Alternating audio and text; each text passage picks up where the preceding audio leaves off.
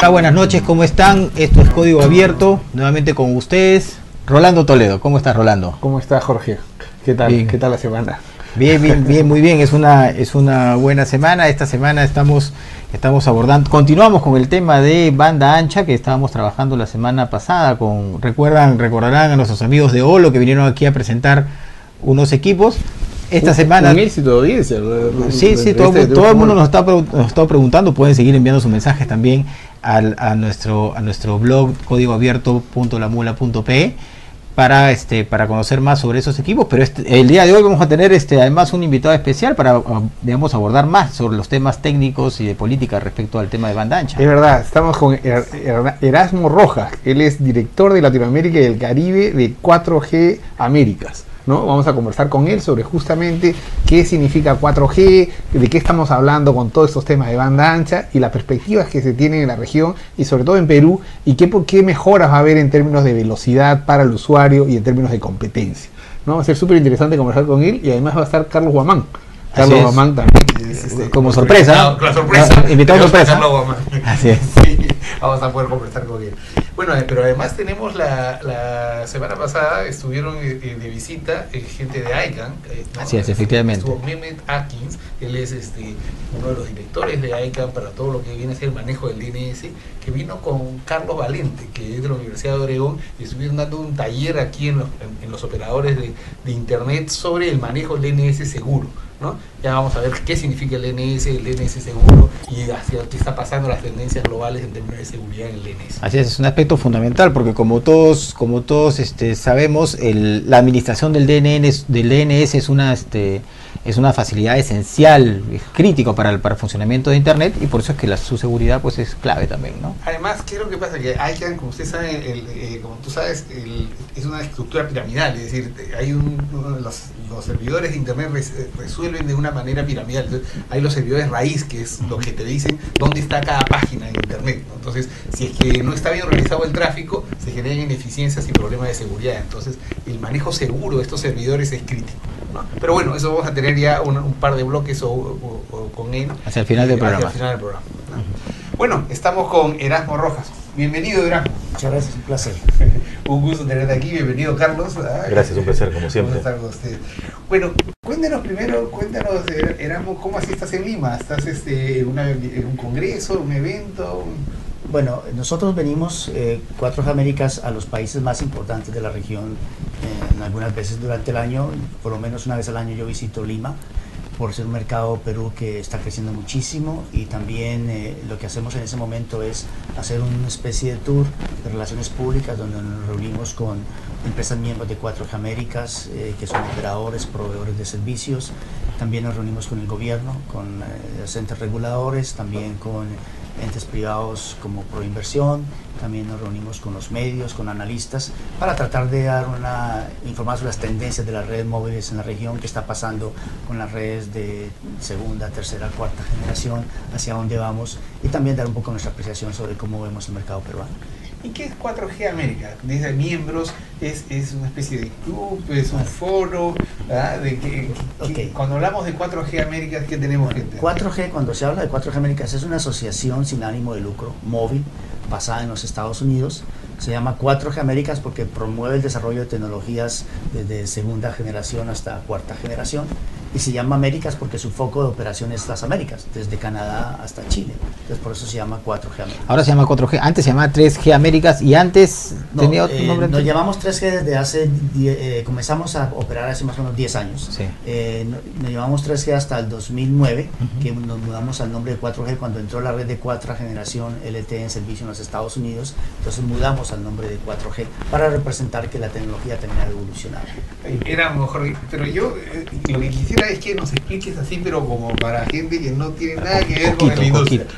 Cuando hablamos de 1G, 2G, 3G, 4G, ¿de qué estamos? ¿La G qué significa para empezar? Bueno, la G significa generación. Ya. Entonces tengo que comenzar con la primera generación. Estoy hablando de hace 30 años más o menos. En ese momento, cuando comenzaron las redes móviles, lo que era importante, ni siquiera se soñaba en texto o en datos, sino era la voz. Lo importante era comunicarnos, y comenzaron las redes de primera generación con unos sistemas analógicos Y esos, lo único importante era hablar. Teníamos unos teléfonos que eran del tamaño de un ladrillo prácticamente, unas cosas inmensas, y eran redes analógicas donde se podía uno comunicar, pero había problemas como por ejemplo se podía interferir las llamadas, las chuponadas, se podía de alguna manera clonar los teléfonos porque eran señales analógicas. Esos problemas se comenzaron a corregir unos 10 años después, que estamos hablando de los años 90, cuando entraron las redes de segunda generación, que ya eran redes digitales, donde ya la señal estaba encriptada, donde ya no se podía de una manera fácil tomar información del móvil, ya era el nivel de seguridad aumentó muchísimo, la calidad de la voz era mejor, y entraron entonces las tecnologías de segunda generación.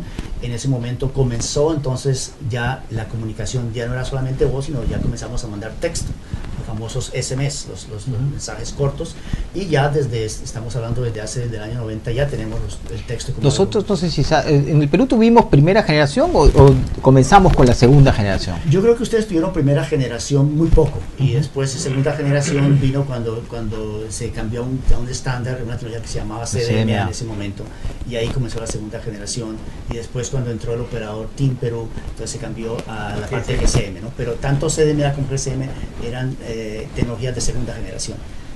Ahora, hasta ese momento, primera y segunda generación,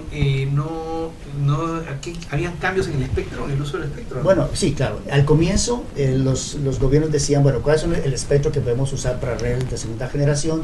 Las primeras bandas de espectro que se subastaron fueron las bandas de 850 MHz, que tenían una capacidad más o menos de unos 50 MHz en totalidad. Entonces, si tenías 2 o 3 operadores, era suficiente darles 10 o 20 MHz a cada uno. Pero eso, después de un año, se agotó el espectro, vino mucho tráfico, entonces ya se abrieron lo que se llamaban las redes de sistemas de comunicación personal, el PCS, vino la banda de 1900, que fue cuando entró TIM Perú, y en ese momento se comenzó una nueva generación, la segunda generación, y ya ha comenzado la parte, no solamente de comunicación de persona a persona en voz, sino en texto también, entonces ya comenzamos con la parte de texto, pero ahí todavía no había internet, o sea, estábamos solamente con la parte de persona a persona. Las redes de 3G, que ya estamos hablando de los años 2000 más o menos, entonces ya básicamente lo que cambia un poco es que ya no hay solamente comunicación persona a persona, sino comunicación persona a servidor, o sea, ya me comunico a un internet, a un servidor, para comunicarme con internet, bajar una página, entonces ya la manera de comunicarme ya no es solamente conectarme a internet en la casa o en la oficina, sino ya llega a ser muy importante la movilidad. Entonces la gente quiere conectarse a internet no en casa, solamente no en la oficina, no en la universidad, sino donde se encuentre. Entonces ya viene la conexión a internet, y ya las redes de tercera generación permiten ya básicamente conectarme a internet, hacen las redes sociales, y ya básicamente la mensajería se vuelve multimedia. Entonces ya no es solamente un texto, sino yo también puedo cargar una imagen, puedo cargar un audio, puedo cargar un video, y es la manera como nos comunicamos. Hacia el año 2000 aproximadamente comenzó a hablarse de algo que se llamaba GPRS, ¿sí? ¿No? ¿Ese ya era tercera generación o era como un antecesor? GPRS fue una versión mejor de lo que era el modem con que nos conectamos a internet, que era una señal de como de 54 kilobits por segundo, que era la gran velocidad que teníamos en ese momento. Con GPRS fueron las primeras pasos de datos en redes de tercera generación, ya tenían unas velocidades como de 3 veces la que tenía un modem, como 170 kilobits por segundo, y ya se hace catalogada como una red de datos GPRS, muy lenta, pero básicamente fue el comienzo de eso. Después llegó una tecnología que se llamó Edge, que era tecnología un poco más adelantada, entonces ya era velocidades de 300 kilobits por segundo, y ya después ya comenzaron las redes de tercera generación con las primeras tecnologías que fueron las HSPA, que es una red de paquete de acceso de alta velocidad, es como se llama, y que lamentablemente todas estas tecnologías le han dado los nombres a los técnicos, y por eso han sido nombres desastrosos, como HSPA, Edge, son muchas siglas. Alta velocidad dentro de 2 años ya no sirve para nada. No, entonces ya por eso ya básicamente después de eso, entonces ya las generaciones, tú me preguntabas, hay un instituto que es la Unión Internacional de Telecomunicaciones, que es el único instituto, la única organización que define qué es 1G, qué es 2G, qué es 3G y qué es 4G. Y para el UIT, entonces, ¿qué cosa es 3G, qué cosa es 4G? El UIT, ellos tienen ellos ni siquiera lo llamaban G, lo llamaban IMT, que era IMT avanzado, IMT normal, pero ya comenzó la red móvil tomaron tanto auge comercial que ya hubo que comenzar a hablar de los Gs, 1G, 2G, 3G. La gente no quiere hablar de IMT porque no entendía, y la persona de mercadeo decía, no, llamémoslo 2G o 3G, y ahí se impuso el término de generación, y la OIT también lo adoptó, por tanto, por el mismo peso comercial que dijo que vamos a llamarlo IMT, quiere decir 3G, y IMT avanzado quiere decir 4G. Okay. Sí, pero el 4G es definitivamente hacia donde los mercados van apuntando cada vez más y naturalmente en la medida en que considera el uso del espectro exige la definición de políticas públicas sobre el sector. Entonces en ese sentido hay una suerte de hoja de ruta que cada país debe seguir para lograr que un buen día el servicio esté comercialmente disponible para los usuarios. Dado que 4G América cubre pues la región precisamente, sería interesante conocer cuál es el punto de vista de ustedes sobre el estado de avance de Perú. ¿Cuál es el diagnóstico que tienen sobre Perú en cuanto a qué tan pronto o qué tan lejano estaría el horizonte en que 4G pueda ser disponible para los usuarios? Mira, te voy a dar un poco el escenario de cómo está la penetración de las redes móviles en América Latina, y después hablamos de Perú. En América Latina las redes móviles tienen una penetración promedio en voz alrededor de un 95% y en datos de banda ancha móvil alrededor de un 16%, es la penetración promedio en la región. Perú tiene un promedio de penetración de voz alrededor de un 91%, o sea que está en la media más o menos de la región. En cuanto a banda ancha móvil, tiene una penetración alrededor de un 5%, está por debajo de la región. Esto significa un poco de que lo que hemos observado nosotros como 4G Américas es que a medida que hay más espectro disponible, la penetración de banda ancha móvil también aumenta. En este momento los países que están al liderazgo en cuanto a penetración de banda ancha móvil son Chile y Brasil. Y Chile tiene una cantidad de espectro disponible en el mercado como 380 MHz para el mercado chileno y tiene una penetración de de datos de alrededor de un 30%. Brasil tiene una penetración, tiene una cantidad de espectro como de 500 MHz. Claro, Brasil tiene 270 millones de suscripciones y la penetración de banda ancha móvil es alrededor de un 30% también. Perú tiene una penetración, tiene una cantidad de espectro en el mercado alrededor de 170 MHz y el ancho de banda de la penetración de banda ancha móvil alrededor de un 5%.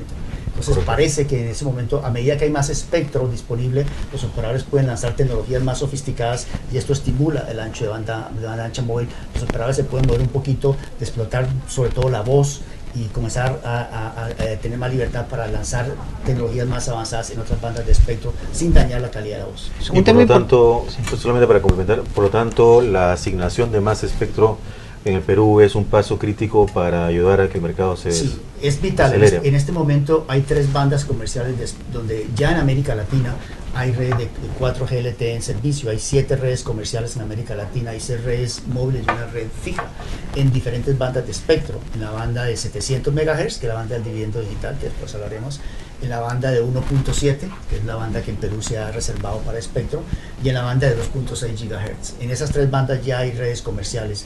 Y entonces lo que haría falta en Perú se hizo, como dijimos hace poco, se asignó el espectro de 850 para 1G y 2G. Realmente después no se asignó espectro para 3G. Y por esa razón, básicamente, Perú en ese sentido le ha adolecido de que no hay una banda de espectro para 3G y 4G. Y ahora el 1.7 llega como una asignación de espectro que se puede usar, bien sea para 3G o para 4G, y que es el espectro que se necesita para lanzar redes más sofisticadas. Erasmo, tú has hecho una comparación con Chile y hablando del tema de espectro, es un tema que es difícil de explicar, ¿no? Encuentras que Chile tiene más espectro disponible que Perú, eso es un poco lo que has señalado, el doble espectro disponible que Perú. Sin embargo, digamos, es un recurso que cada país administra, pero del cual no es que podríamos decir que el Chile tiene el doble cobre que el Perú. ¿Tiene el doble espectro que el Perú o es que Perú administra mal? No, yo creo que lo que pasa es que Chile es un país donde ellos han visto como la manera de atraer la inversión, el tener redes de telecomunicaciones avanzadas. O sea, una de la manera donde los inversionistas están viendo que un mercado está evolucionando es cómo están las redes de telecomunicaciones, porque las telecomunicaciones soportan todos los sectores. O sea, yo no puedo tener una infraestructura avanzada en hoteles o en carreteras o en turismo y no tener una red de telecomunicaciones que soporte eso. En Chile realmente lo han visto de una forma diferente. Han visto que tanto el sector de minero, el sector que ellos tienen avanzado, tiene que estar soportado por un sector de telecomunicaciones fuerte, porque todos los negocios se hacen a través de telecomunicaciones. O banca o comercio exterior. También, exactamente. Yo tengo una duda, y de repente es una duda muy obvia, pero yo trato de ponerme el lugar del usuario. A ver, si hacemos la comparación que decías, Perú tiene 170 MHz, Chile 300 y Brasil 500 y pico. Sin embargo, vamos a ver por ciudades, ¿no es cierto? Si vemos la población y el mercado de Lima, el de Santiago y sobre todo el de Sao Paulo, por ejemplo, 170, si vemos por usuario, el megahertz que tiene el limeño per cápita es infinitamente más alto que el megahertz que tiene disponible el ciudadano de Sao Paulo o el consumidor de Sao Paulo, ¿no es cierto? Porque no solamente es más grande, sino con mayor capacidad adquisitiva y más consumo. Y más consumo. Entonces, así, digamos, de una mirada profana, podríamos decir, no está mal el Perú. Si tiene solamente un tercio por debajo de lo que tienen los brasileños, y es un mercado en términos de móviles solamente en Lima comparado con Sao Paulo, probablemente 5 veces más grande o más el mercado de Sao Paulo con relación al de Lima. ¿Es así? Bueno, o sea, ¿estoy en una lógica correcta o hay algo en mi lógica que esté errada? Esa lógica funciona bien en cuanto a los servicios básicos de voz. O sea, y por eso explica que en Perú en los últimos años la penetración de voz ha aumentado. O sea, hace 2 años en Perú la penetración de voz era 74% y el 91%. O sea, ese espectro se está utilizando bien. Pero eso tiene un límite porque esas tecnologías de datos sofisticadas, que son las de 4G, no están comercialmente desarrolladas en esas bandas de espectro que hoy tiene Perú. Se necesitan nuevas bandas de espectro porque los operadores han querido realmente lanzar redes de 4G en bandas de espectro diferentes a las de 3G para no tener que mezclar los negocios, porque las redes de datos de LTE fueron diseñadas exclusivamente para datos. En cambio, las redes de 3G son redes híbridas de datos y de voz. Entonces tú tienes ahora redes de 4G donde básicamente la voz es un dato más, es un paquete más, porque son redes basadas todas en tecnologías IP. Todas son con protocolo internet. Entonces, básicamente, todos los servicios que se van por esas redes son paquetes de datos. Entonces, de alguna manera, la voz se está haciendo paquetizada. Y eso no solamente lo vemos en las redes móviles, en las redes fijas vemos el asunto de Skype, y en las redes móviles también toda esta situación donde se damos cuenta que la voz está convirtiendo más en un producto de comodidad, y por eso los operadores se dan cuenta que la única manera de poder seguir siendo rentables sus redes es que tienen que aumentar la porción de datos al contenido que ellos venden mensualmente. ¿De dónde podemos sacar esas bandas que nos están haciendo falta acá en el Perú? Mira, esas bandas, en el caso de todo país tiene lo que se llama, o normalmente está desarrollando un plan nacional de banda ancha, donde un plan nacional de banda ancha tiene que tener unos objetivos concretos. Vamos a duplicar, triplicar, cuadruplicar las conexiones de banda ancha de internet. Para eso tenemos diferentes alternativas, podemos hacerlos con las redes fijas, con las redes móviles. O sea, nos hemos dado cuenta, hoy es conocido de que las redes móviles son mucho más económicas para instalar en muchas áreas del país que las redes fijas. Entonces, pero siempre que tú hables de instalar redes móviles, automáticamente eso es igual a espectro. Entonces necesitas más espectro. Hay bandas de espectro que ya han sido recomendadas por la UIT, por CITEL, que es el organismo regulatorio de las Américas, donde se dice estas bandas de espectro se recomienda para servicios móviles. En Perú ya la banda, por ejemplo, de 1700 fue estudiada, fue asignada, reservada para redes móviles. Entonces lo que hace falta es sacarla del closet y ponerla en el mercado. Justamente sobre eso, muy precisamente de las bandas que hemos mencionado, 700, 1700 y 2,5, 2,6, precisamente la más recomendada tanto técnica como económicamente es la de 700. Es así, ¿no es verdad? Mira, lo que pasa es una cosa, Carlos, las bandas, no todo el espectro es igual. O sea, las bandas altas, como la banda de 2.6, son bandas que son muy buenas para mejorar la capacidad de datos. Son bandas que sobre son un área determinada. Una determinada, especialmente concentración de áreas urbanas. Correcto. Las bandas bajas, como la de 700, son muy buenas para áreas rurales, para cobertura. Y la banda de 1700 está como en la mitad, o sea, más o menos que la puedes usar para cobertura o para parte rural. Pero básicamente hay una ley de física más o menos que dice que cada vez que tú pasas de 1 GHz, o sea 1000 MHz, se considera como banda alta. Y banda alta quiere decir mejor cobertura, pero mejor capacidad, menor cobertura. Bandas bajas es mejor cobertura, menor capacidad. Y en ese sentido, entonces, en términos de priorización para el bienestar de los usuarios, ¿cuál debería ser entre la 700, la 1700 y la 2,6? Si hubiera que priorizar desde el punto de vista del hacedor de política, ¿cuál debería ir primero? Lo que están haciendo los gobiernos es mirar el plan de la política del gobierno. Normalmente no es solamente mejorar la capacidad de datos en las ciudades, sino mejorar la cobertura, la penetración en internet en la parte rural. Correcto. En algunas partes, en algunos países, como en el caso de Colombia, ellos están subastando la banda alta para mejorar la capacidad de datos en la ciudad y la banda baja de 700 MHz para la parte rural. Ahora, en algunos mercados, en algunos países, hay más dificultades con subastar la banda de 700 MHz porque está usada para televisión analógica entonces hay que mirar un poco qué tanto es el uso de esa banda, especialmente en aquellas partes rurales donde tal vez se necesita más. Correcto. Entonces, 1700 es como una banda interesante, intermedia. un compromiso. Además, muy importante es que es una banda que ya tiene escala, es una banda que se ha usado comercialmente desde hace 4 años en Estados Unidos para 3G y desde hace 2 años para 4G. O sea que ya hay equipos, es una banda comercial, es una banda que ha sido subastada en México, en Chile, entonces básicamente ya hay economías de escala para la región en esa banda. Entonces en Perú, de las tres, ¿quién es la banda que está relativamente más encaminada es la de 1700? La que está próxima. Ya pronto habrá Pero una... esa está libre. Sí, ¿Está libre? está o libre, sí, está libre. Pues la de 700 sí está ocupada. Tiene una parte que está ocupada, sí. La banda de 1700 hay un paquete de 90 MHz que está libre y que el gobierno, lógicamente, inclusive ya lo ha anunciado, Sí. van a hacer una subasta, de esos 90 van a subastar 80 MHz en 2 paquetes de 40 MHz, que es básicamente... próximo año. El único cosa importante que no hemos hablado es que las tecnologías de cuarta generación como LTE son más rápidas en el sentido de que son 10 veces más rápidas que las de 3G.